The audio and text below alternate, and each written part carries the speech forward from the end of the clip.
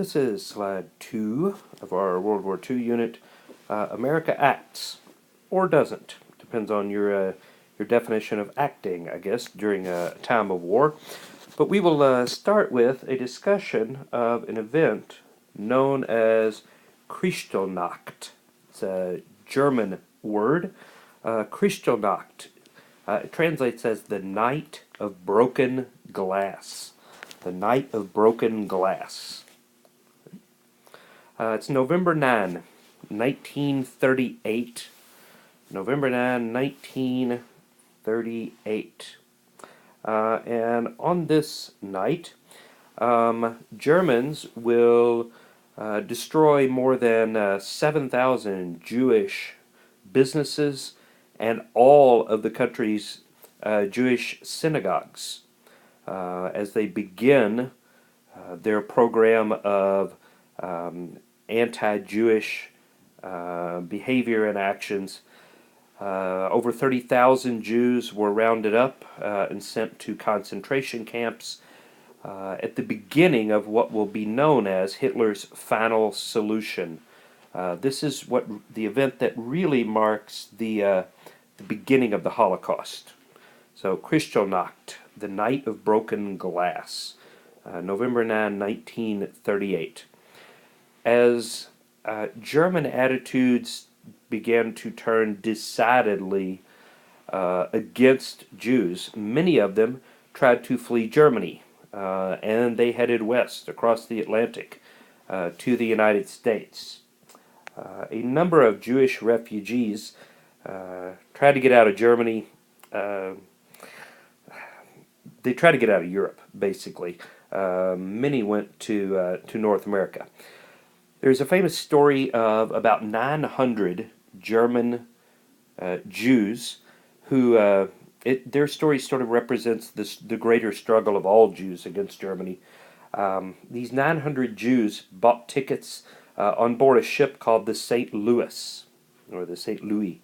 But the ship was called the St. Louis, and they left Germany and headed to Havana, Cuba. When they got there, Cuba didn't want them. They didn't have visas to get into Cuba, so Havana, Cuba, refused to allow them into the country. They got back on the boat and they headed north. They went to Miami. The United States refused to allow them into the country. They headed to Canada. Canada refused to allow them into the country. Eventually, they sailed back across the Atlantic and end up getting off, a couple hundred at a time in England, in France, and Belgium, and the Netherlands, Northern Europe. They're basically right back where they started. And this was the tale many Jews, European Jews, faced. They couldn't stay where they were, but nobody wanted to take them anywhere else. So only about 150,000 Jews migrate to the United States. We don't accept a lot of them.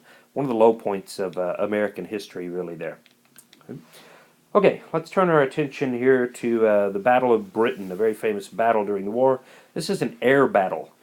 Germany, having taken France out of the war, now turned its attention to Great Britain, and to soften up Britain before invading, Hitler wanted to wipe out its military, its defenses.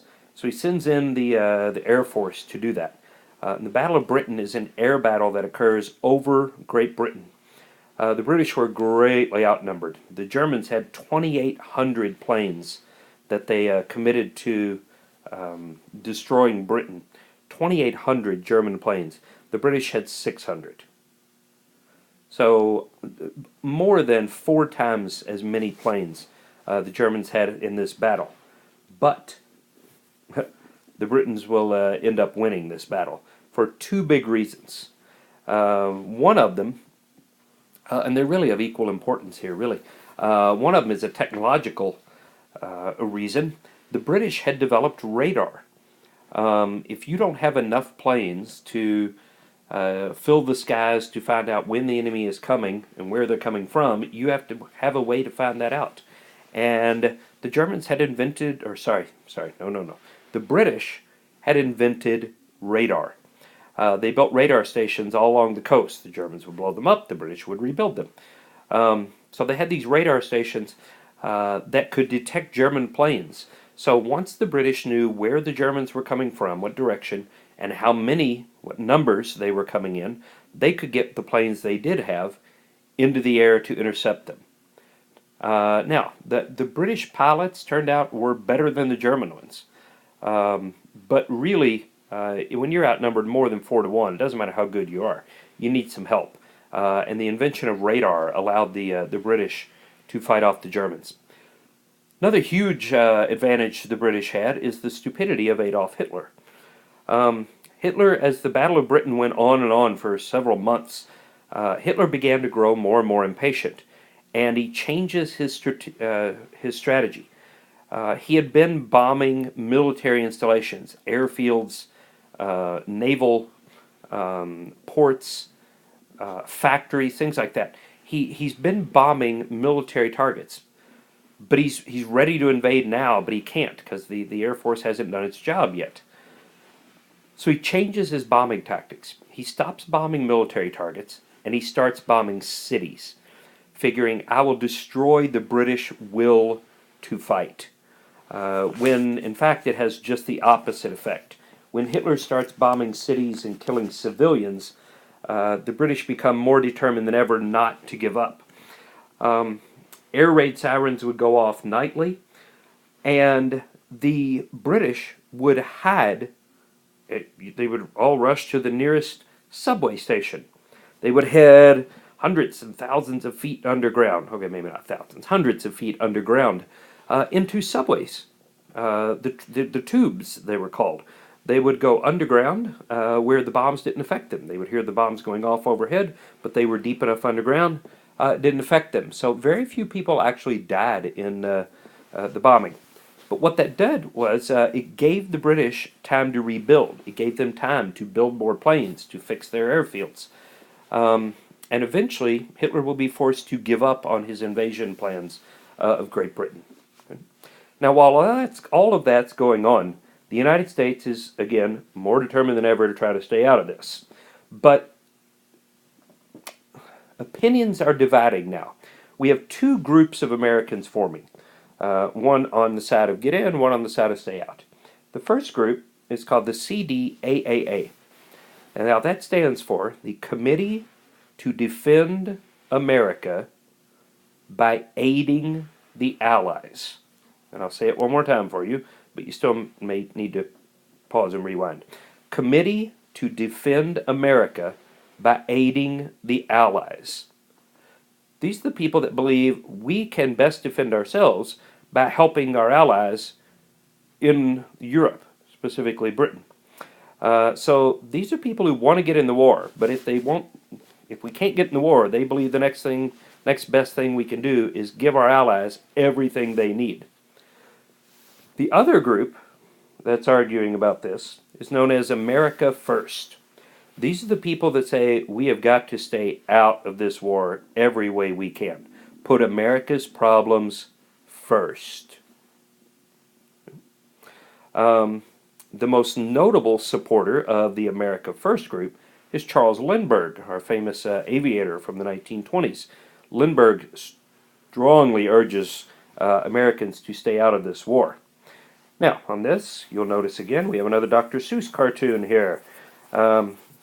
Remember, Dr. Seuss was in favor of getting in the war, doing everything we could to help. And he says on this platform, folks, those most perplexing people, the lads with the Siamese beard, unrelated by blood, they are joined in a manner that mystifies the mightiest minds in the land. And in this one, Dr. Seuss is drawing a direct comparison between the Nazis and America First, saying they are both accomplishing the same thing. All right, let's finish up. Franklin Roosevelt negotiates a trade here with Great Britain. He sends Great Britain 50 old World War I destroyers. Destroyer is a type of naval ship, smaller than a battleship, even smaller than a cruiser. But we have 50 old destroyers from World War I that we are just going to scrap for parts. Britain is desperate for anything they can get their hands on. So we send them 50 old destroyers, and in exchange, they give us 8 very valuable naval bases in the western Atlantic Ocean, so along the north coast of North and South America. They have 8 naval bases that we will gladly take. Always glad to get our hands on some more naval bases. So we get those, they get the destroyers, and everybody's happy. And that brings us to our last topic here. 1940, we have another presidential election coming along. Politics gets in the way of everything here, but it must go on. And in 1940, we have a very interesting problem here. Roosevelt has served 2 terms. No president has ever served more than 2 terms. But the Democrats are not going to nominate Franklin Roosevelt for an unprecedented 3rd term. So the Democrats are going to go with FDR.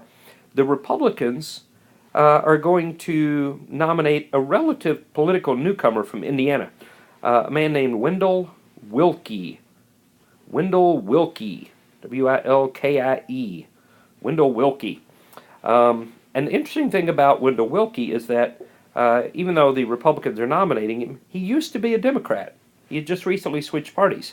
And I think the Republicans were hoping that if we nominate this guy who used to be a Democrat, maybe some Democrats will vote for him. It didn't work. The popular vote will be relatively close, but Roosevelt will win another easy electoral college vote, and for the first time, we have a 3rd-time president.